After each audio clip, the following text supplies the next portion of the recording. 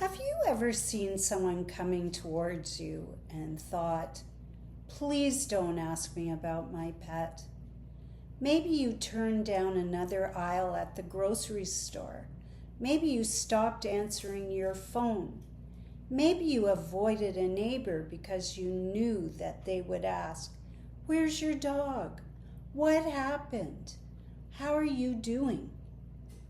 You know that they mean well, but you cannot tell that story again. You cannot explain the final day again. And if you are afraid that if you start crying, you may not be able to stop.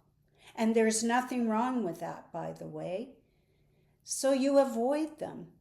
Then you may begin wondering, help, what's wrong with me? Why am I pulling away from everyone?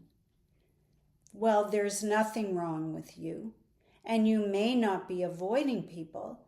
You may be avoiding the pain that comes with the conversation. You are looking after yourself. You need time to process a significant change in your life that includes the loss of your beloved pet.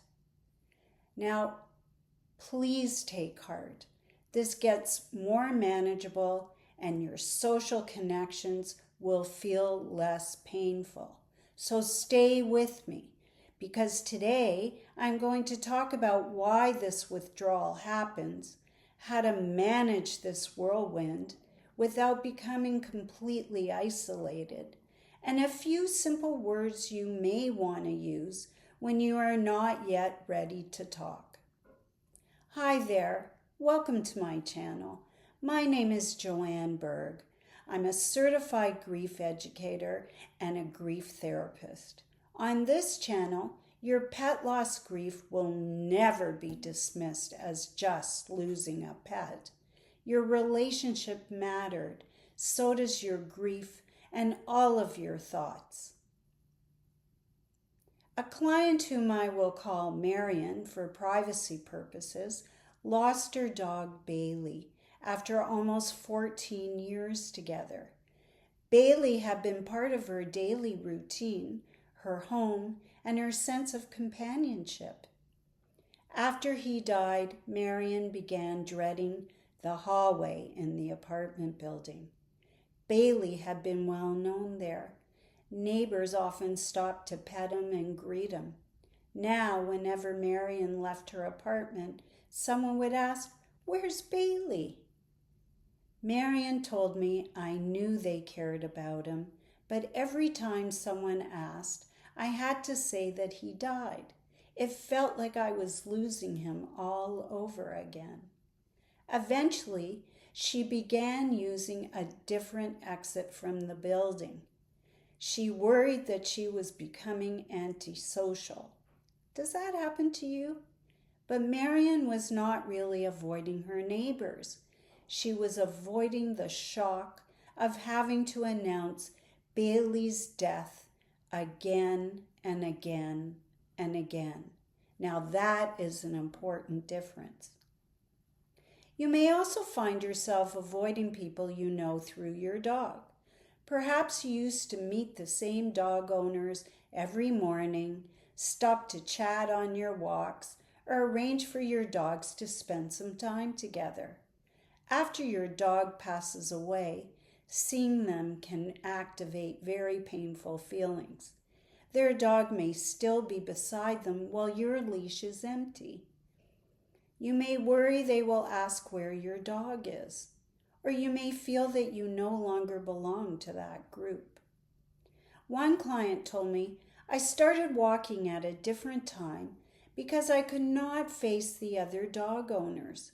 They still had their dogs, and I felt as though I had lost my whole community on top of losing my furry best friend. My world started shrinking. Now, does this sound familiar? For my client, putting this into actual words helped her. We talked about secondary losses. She was grieving her dog, but at the same time, she was grieving the familiar people, routines, and sense of belonging that came with pet ownership.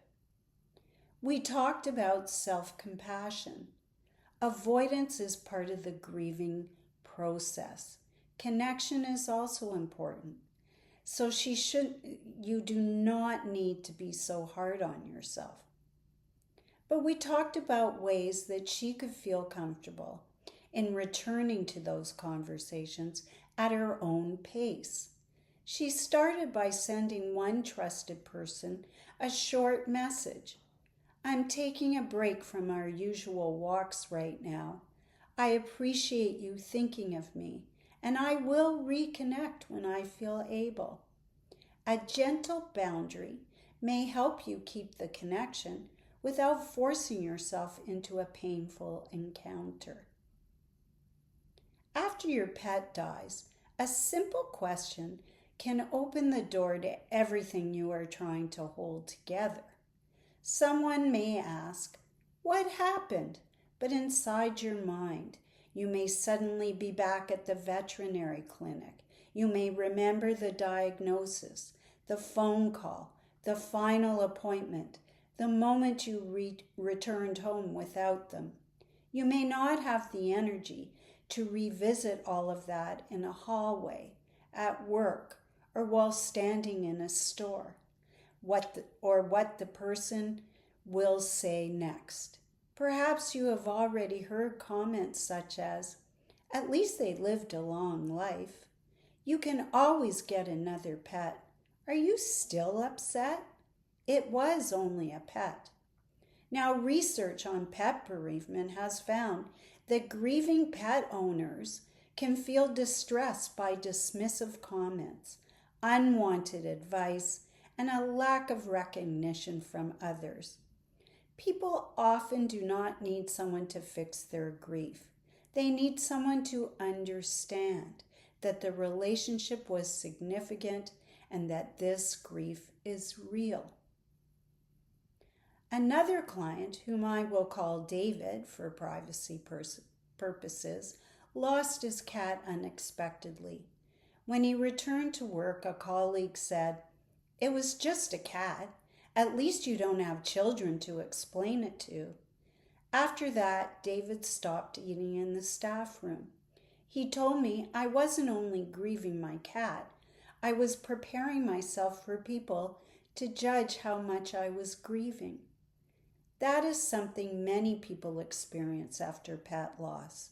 They begin asking themselves, will this person understand? Will they minimize my grief? Will they tell me what I should be doing? Will they think I'm grieving for too long? When grief does not feel socially accepted, it is sometimes called disenfranchised grief. This means the loss is real, but the grieving person may not receive the recognition or support they need. That isolates them even more. So when that happens, silence can begin to feel safer than conversation. Is avoiding people always a problem? Not necessarily. Sometimes you need a little breathing room. You may not be ready to answer questions. You may not want to attend a social event where someone may mention your pet. You may need a quiet day without explaining how you feel. Temporary withdrawal can be a way of protecting your limited emotional energy in grieving. It may be your mind saying, "I can't manage this conversation today." That is different from never wanting connection again. The question that you may ask yourself is this space helping me rest, or is it making me feel even more alone and sad? Avoidance may need some gentle attention. When you stop responding to everyone, you avoid leaving home because someone may ask about your pet. Your world is becoming smaller and smaller. Your fear of crying or judgment is stopping you from doing most everyday things. So if you are feeling extremely sad, isolated, and lost, There are helplines that you can call 24/7. One helpline number is 988. There is no shame in seeking help. And I have other ones for other areas listed on my website. Now, the goal is not to force yourself to socialize. Actually, the goal is not to have any goals. You don't need to push yourself at this time. Rather, just breathe. I know it sounds simple, but that's a simple thing that we forget to do, is to take a deep breath in, close your eyes, and take a deep breath out. Simple, huh? It's also hard to do. But this may help you to take a step back and even reset momentarily. Then you can process your experience and put feelings into words and then find where they are coming from. This may provide some momentary sense of control.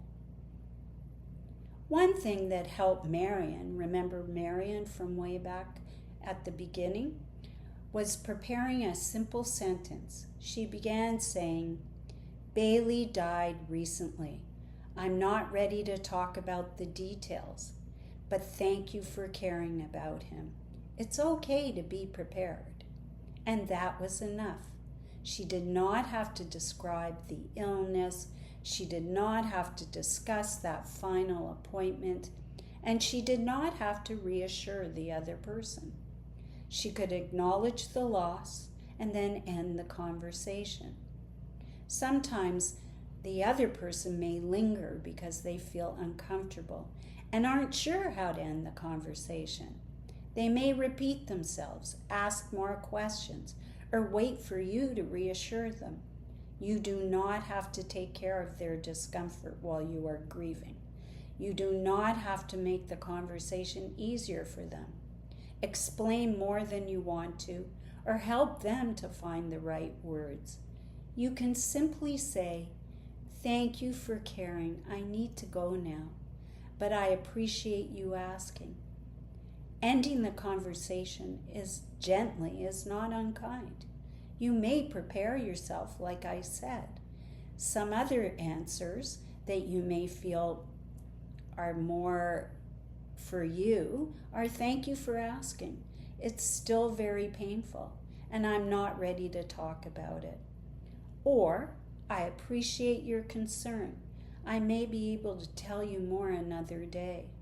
Or, "I'm really having a difficult time. Could we talk about something else today?" You can also say, "I don't need advice right now. I just need some patience and your comfort." These are not rude responses. They are boundaries. You do not have to speak with everyone. Try to think of one person who has shown that they can listen without judging, correcting, or rushing you. You might send a short message to that person.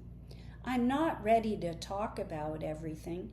Texting can sometimes be much easier, but I could use some company." You do not even have to discuss your pet's death. You could take a walk, have a cup of tea, watch a program together, maybe share a happy memory. Sometimes it may feel easier to say, "Can I tell you something funny my pet used to do?" You do not have to begin with how your pet died. You can begin with how your pet lived. David eventually, remember David, other client, eventually trusted one colleague enough to say, "I'm having a harder time than people realize. I don't need advice. I just need some company." That colleague began sitting with him at lunch without asking any questions, just being there. Sometimes support is not a perfect conversation. It is simply someone who stays. In closing, avoiding people after your pet dies does not necessarily mean you are becoming unfriendly or antisocial. You may be exhausted from repeating the story. Grief is exhausting in itself. You may be afraid of crying in front of someone. We all fear losing control in front of people, but it's okay. You may be protecting yourself from comments that may minimize your grief. And you may not yet have the words to explain what this loss has meant to you. You are allowed to decide who you speak with, how much you share, and when you are ready. You can take some space without disappearing completely. You can set a boundary without apologizing for your grief. And you can choose one safe person rather than trying to explain yourself to everyone. Your pet mattered. Your relationship mattered. And your grief deserves to be met with compassion, not judgment. Have you found yourself avoiding people since your pet died? Let's talk. There are many other strategies that we may work on together to help you specifically. Because remember, there is no right way, only your way. 1 or 2 sessions may help you to develop your own tools to sort this out in your own way. So for an appointment, you can go onto my website, petlossandbereavement.com, and simply click on Talk to Me. Or you can email me, joannebergen1@gmail.com. Is there a question or comment you wish people would stop asking? You are welcome to subscribe and share this in the comments. I would love to hear, and maybe other people would love to hear. Now take care and see you next time.